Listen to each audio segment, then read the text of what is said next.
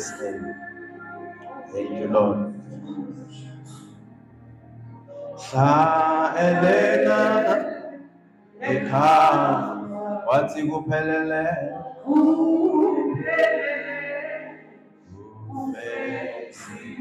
Baba Siya. 2 Corinthians chapter 5 verse 17. 2 Corinthians chapter 5 verses number 17. Corinthians chapter 5 verse 17. Therefore, if any man be in Christ, he is a new creature. All things are passed away. Behold, all things are become new. Umuntu ekuKristu uyisidalwa esisha, okwakudala kudlulile, bheka sekuvele okusha. Umuntu ekuKristu isidalwa esisha, okwakudala kudlulile, bheka sekuvele okusha. Hallelujah. Praise God. Ngiyanibingelela bazalwane nonke egameni likaJesu. Befundisi bonke balayikhaya siyabingelela. Ugogo siyabingelela, omama obaba, intombi nensizwa. Siyabingelela bangcwele egameni leNkosi. Sibingelela uMama Funeka. Asishayile izandla sonke ukuthi sikhulume. Hallelujah. Sisiye ephasikeni impela bazalwane. Asizilungiselele ngayo yonke indlela. Spiritually, financially, ngiyacela sizilungisele ukuzokhonza uNkulunkulu egameni leNkosi. Hallelujah. uPaul ukhuluma kuverses number 9 into yokwamukeleka kuKristu Jesu. Bengangishintsha ngazi ingcono. Ukuthi to pursue men, njengoba sithi sifuna ukuwina imphefumulo.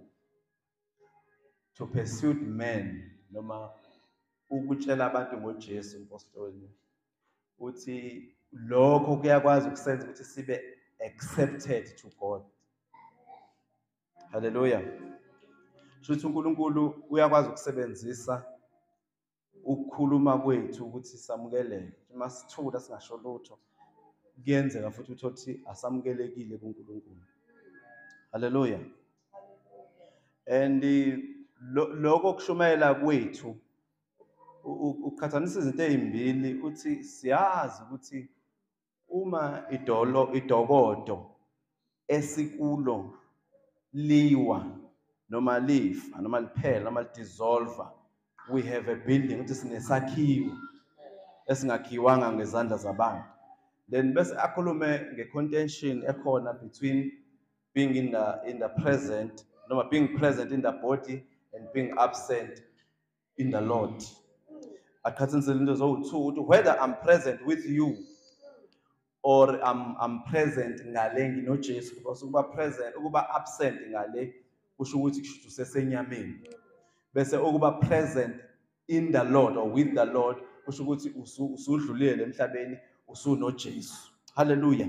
So uthi ke siyazi futhi ukuthi we have a confidence, we are very confident ukwazi ukuthi we are at home in the body but we are absent from the Lord.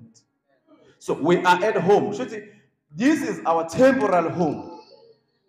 Njengoba si present, we have that confidence ukwazi ukuthi uma sikhona ekhaya lethu leli lesikhashana, which is in the body, because this is your temporal. Ungadeceive ukuthi abantu bahlala bazibabe no100, it's still temporal. Bese ukuba present, ukuba khona ekhaya, which is the body, lo kusho ukuthi we are absent from the Lord. So lezi zinto zowu2 uthi futhi ke we sinali ithemba lokuthi whether we are present in the body or we are absent in the Lord. Hallelujah. From the Lord. Uthi lokho kodwa akusenzi ukuthi singasebenzi. Shuthu ukusebenza kwethu nokuphila impilo ethokoza uNkulunkulu akushintshwa ilocation esikuyona ngaleso sikhathi. Uma si present in the body, we still live to ukuthi si please uNkulunkulu or to be accepted, ukuthi sivunywe uNkulunkulu uma sikhona emhlabeni. Futhi whether sesingale sesilinde usuku lokwahlulela noma sesilinde to be with the Lord, we are also happy. Hallelujah. So uthi ke ku verses number 9 la ikhuluma khona ngokuba accepted. See, wherefore we labor that whether present or absent, we may be accepted of him. Futhi noma kuthiwa sikuphi. Uyabona ukuthi kusho ayikho lento yokuthi hayi ngoba sisemhlabeni wezono sanyathela induthwane. uNkulunkulu expect us ukuthi sibe accepted to him. Zikhona lezo zinto esidlula kuzo, but fanele sithathe decision ne-aim yokuthi sibe accepted kuNkulunkulu. Uthi ke whether we labor, wherefore we labor, siyasebenza. Insindiso bazalwane ayizi ngemisebenzi nangezinto esizenzile. Kodwa zikhona izinto efanele sizenze, efanele zithokozise uNkulunkulu noma efanele zibe in line with his word. Ileyo labor kakhuluma ngayo la uPaul ukuthi whether we are present or absent, we may be accepted of him. That is verses number 9. Praise God. Hallelujah. So to be accepted is to be well pleasing to him. To be accepted to God is to be well pleasing. Ukumthokozisa. Usamkela ngoba siyamthokozisa. Uma siphila impilo righteous, siyamthokozisa. Uma siphila impilo yokuba obedient to his word, siyamthokozisa. Uma siphila impilo yokunikela, siyamthokozisa. Uma siphila impilo yokuba abantwana, cela ungehlisele leli khona, bese yena simenze abe uNkulunkulu. That's how we please God. Hallelujah. So to be accepted of him is to be well pleasing to him. This must be our aim and ambition, whether we are here or we are in heaven, to please God. Bakhona abantu namhlanje kusena bathi I'm living to please God. Just raise your hand. Noma kuthiwa uyayibona ukuthi awukangamthokozisi, siphakamise ngokukholwa. Hallelujah. I'm living to please the Lord. Praise God. So ubuka futhi into ye fear of the Lord ukuthi uyakwazi uNkulunkulu ukuyisebenzisa as a motivation to serve him. The fear of the Lord, the holy awe, the reverence of the Lord. Ukumesaba uNkulunkulu. uNkulunkulu uyakwazi ukuthi akusebenzise as a motivation yokumkhonza. Ifear yinhle, ifear yini? Khona ifear embi, bese bakhona ifear enhle. Ifear nje yokusaba ukugxuma ebhanoyini ngaphandle kwe-parachute, that is a good fear. Siyayidinga sonke leyo fear. Ngoba uma ngathiwa ayikho, bangana abantu abangafa. So uPaul ke la ku verses number 11 ubuka that fear of the Lord. Cela sisiwabheke lama verse ezikhuluma ngawo. Knowing therefore the terror of the Lord, the fear of the Lord, we persuade men. Yabo uma sesazi sekubuyela kulento engishilo yokuthi uNkulunkulu ukumesaba, uNkulunkulu uyakwazi ukuthi asiphushe ngako, asiphushele ukuthi sishumayeze abanye abantu. Uyamuzwa ukuthi la uthi njengoba sazi ukuthi siyamesaba uNkulunkulu, we persuade men. Ukumesaba kusenza ukuthi siye kubona. Futhi ungashumayeli abazalwane akusho mina usho iBhayibheli. Futhi ukungafakazi nokungafaka ngoJesu, nokungabatshela abantu ngoJesu, futhi lokho kungamesaba uNkulunkulu. Kusho iBhayibheli. Knowing therefore the terror of the Lord. Lapha selifunde ngesizulu. Ku verses number 11 ukuze sibone ukuthi lithini.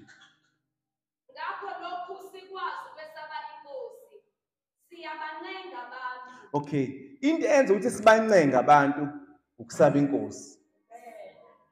Okay, asiyeni ku opposite. Shuthi ungabancenga abantu ungamesabi uNkulunkulu.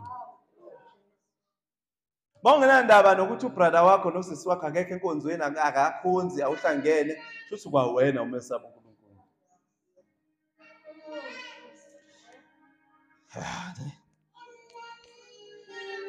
Inzima ke le bazalwane.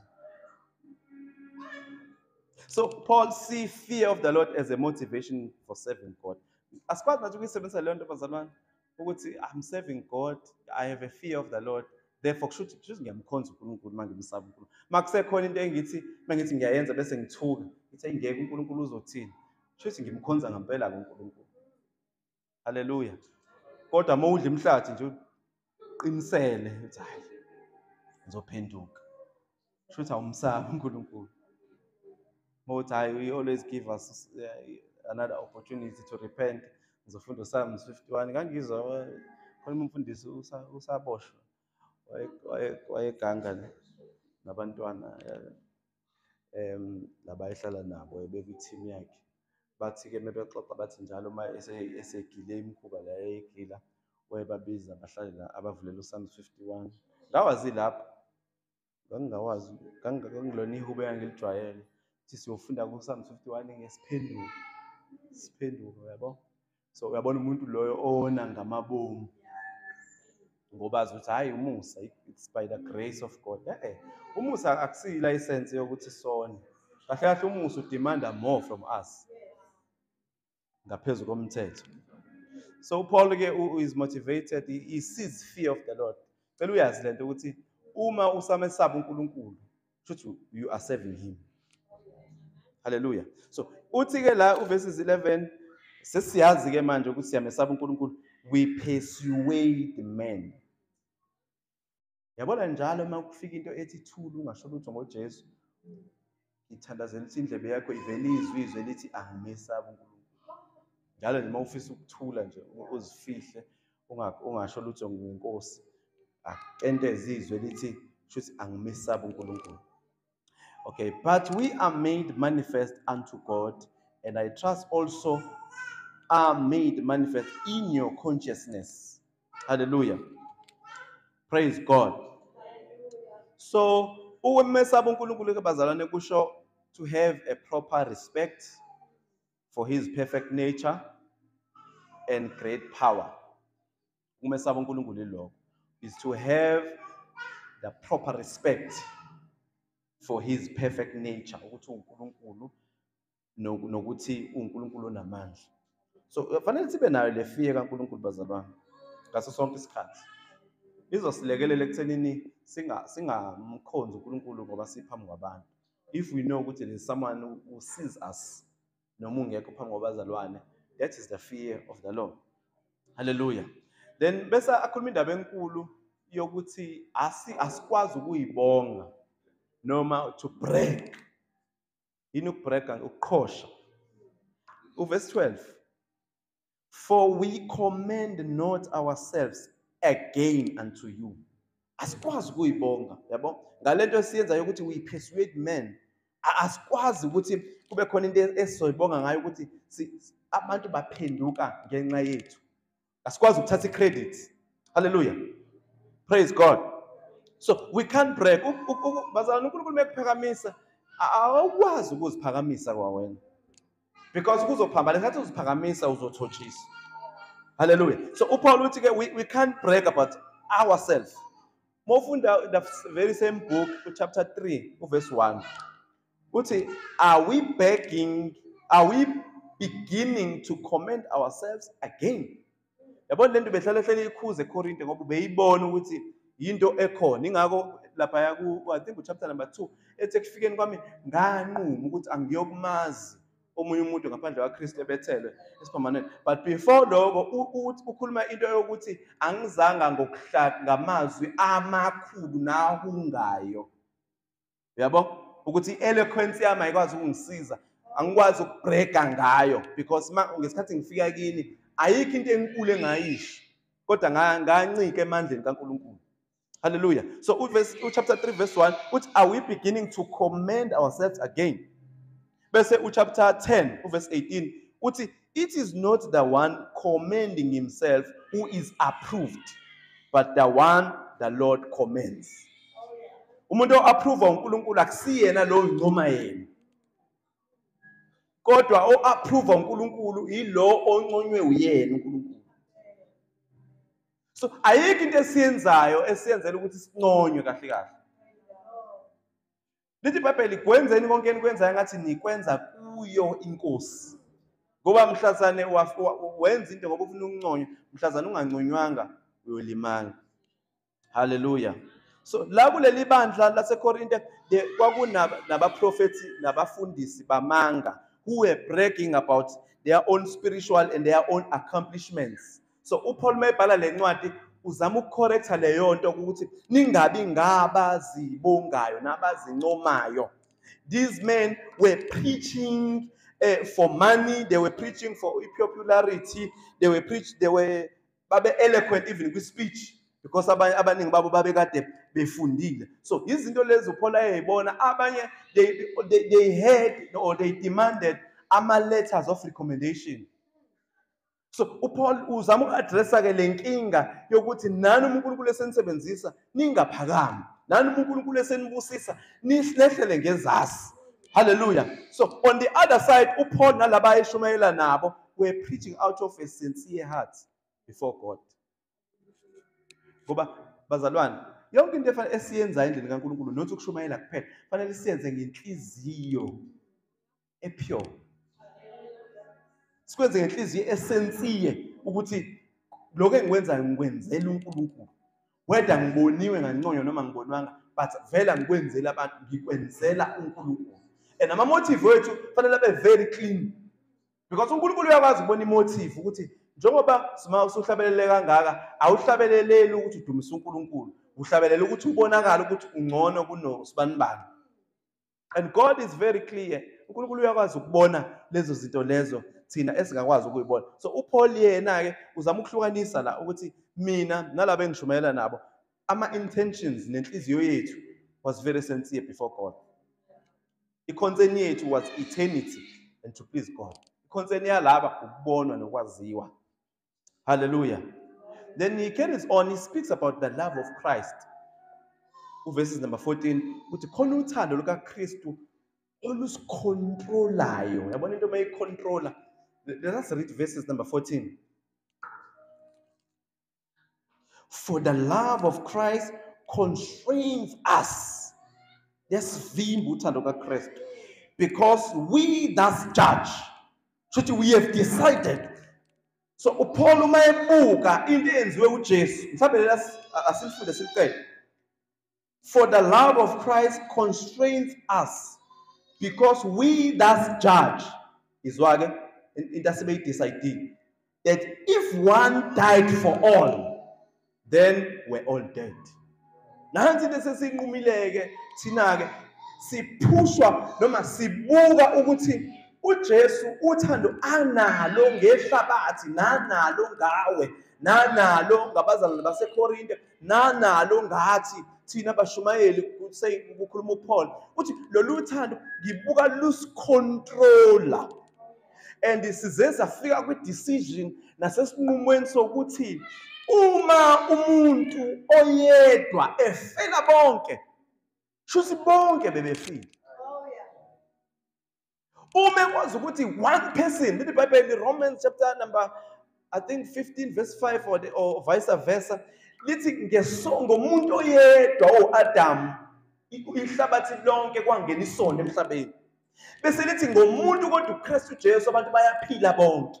So uPaul uexamine lento yokuthi we-evaluate uyabuka ukuthi uthando into esenza ukuthi siconclude ukuthi hey uJesu uyasithanda into yokuthi umuntu oyedwa bese abafele bonke shothi bebefile bonke. Ephesians chapter number 2, nani ekade nifile ngeziphambeko zenu uNkulunkulu univusile. Hallelujah. So imfihlakalo le bazalwane lapha ku verse number 14 ukuthi uthando lukaKristu constrains us because we have judged, we have decided that if one died for all, uma yedwa bafela bonke shothi bonke bebefile. bebefezonweni zabo. uNkulunkulu umuntu ongazani ongenabudlelwane noJesu umclassify njengomuntu ofile. Haleluya. Ngicela ukusho futhi uma umuntu engenabo ubudlelwane nenkosi before God lo muntu ufile. Phela uPaul la wengabhalela abantu abafile. Akakwazi ukuthi nani kade nifile kodwa esho kubona besafile physically. Bebefe spiritually. But ukuthi ukwazi ukukhuluma nabo kusho ukuthi abafile physically. Ngoba asikwazi ukukhuluma nabale. Okay. Okay. Nani kade nifile ngeziphambeko. uNkulunkulu unenze njani? Univusile. So kunengxenye yothando lapha ya. Olukhonjiswa umuntu uKristu Jesu. Lokuthi bonke eyedwa abafele bonke. So siya conclude siyasayina ukuthi kusho ukuthi bebefile lapha. Njoba kade befile kusho ukuthi khona sebevusiwe ngokuthi bamamukele. Ubafele bonke. Kodwa kusibona bonke abaphilayo. Abaphila yilaba abathe babezwa into yokuthi bafelwe base bamamukela. Njengoba you are alive. Ngoba umamukelile uJesu. Uma ungamamukelanga uzomamukela namhlanje. Hallelujah. So uNkulunkulu akakhulumi nabantu abangakholwa la ukuthi umuntu oyedwa bafele bonke. Yes, bafelwe bonke, but those ones basafile emehlweni kaNkulunkulu ngoba abakamamukeli uJesu. Akushongo mina kusho eBhayibheli ukuthi umuntu ofile emehlweni kaNkulunkulu akusiyena umuntu. Kusho umuntu uyakwazi ukuthi athi egqoke kahle kodwa phambi kaNkulunkulu uNkulunkulu ebona isidumbu. Kupossible. Umethi nani umethi oyedwa wabafela bonke. Hallelujah. So kunothando kaNkulunkulu lapha ya. Lela gama elithi constraints kwamanye ama-version emakhulunywa ngothando kaNkulunkulu olusivimbayo. Amanye ama-version athi it compels us. Uthando, it pushes us. It controls our actions. Hallelujah. So whenever kukhona into engahambi kahle empilweni yami, empilweni yakho, ngivele ngiphushwe yilo lathando, ngivele ngicontrolwe yilo lathando. Lo lathando akusilo lolo olusuka phansi liya phezulu, kodwa uthando olusuka phezulu liya phansi. Uthando olusuka kuNkulunkulu luza kithi. Because lolo olusuka phansi liye phezulu ilolo nembandela, ilolo nemgomo, ilolo oluthi ngikuthanda ngoba, kodwa lolo olusuka phezulu likaJesu luza kuwe. Uthando olungakhontroleki, uthando elibizwa nge-agape engenambandela oluthi ngikuthanda noma usubhekile, ngikuthanda noma usubune, ngikuthanda noma usufeli, ngikuthanda noma usuwenze. That is the kind of love that Paul is talking about. Because lolo lusuka kithi liyaphezulu, sometimes siyadinwa. It is influenced by our emotions. Uma ngekho right, I'm down emothandweni. Uma ngaphathekile kahle, ngizizwa ngishone phansi. Luyehla lo thando kaNkulunkulu. Uma ngiyibona izinto zami zingahlangani, luyehla lolo lusuka la liyaphezulu. Abona there is another love. Olusuka phezulu. Luze phansi. Lolo thando alithi iBhayibheli kwindawo lithi izulelo lwabo. Lolo thando liyabekezela. Lolo thando abantu bebheda, but lolo thando liyawazi ukuthi luye lapho abaningi bengangeni khona. Lolo thando liyawazi ukuthi lukukhiphe esifweni lapho abantu bethi ngeke usaphuma. Kodwa ubonakala uphuma because of the love of God. Now Paul is saying in order to know we are controller. I must be controlled by this love. People will speak against me, but the love inside of me will say love them. People will hate me. People will look down upon me. But I will turn over the penalty. I can call them down to tell you what it is. And this kind of love has been taught. No time, I can call them China, you want them away. But I don't know that time, you want them website. I never be a time for that. You never be a time with God. But the love compels me. Sometimes you can feel sometimes you can feel give up. Sometimes you can go on something and never master. You can hear the sleep. But then come on to try to Lord, see this night. The feeling that you don't see this night. At allows the language. At allows the language. I was taking a detour. Oh, but this kind of love. What is even a family? A family. Nothing else than here. I look at the favor. In the ways and sin or good thing. Doesn't pay. But it's the love.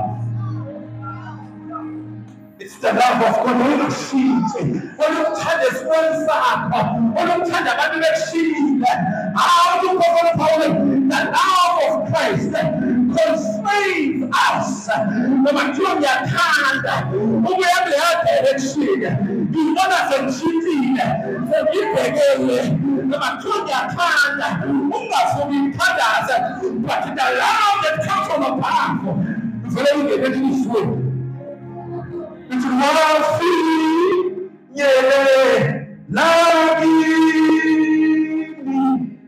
ni se sone bisa alose ama sewa Yeshua lagi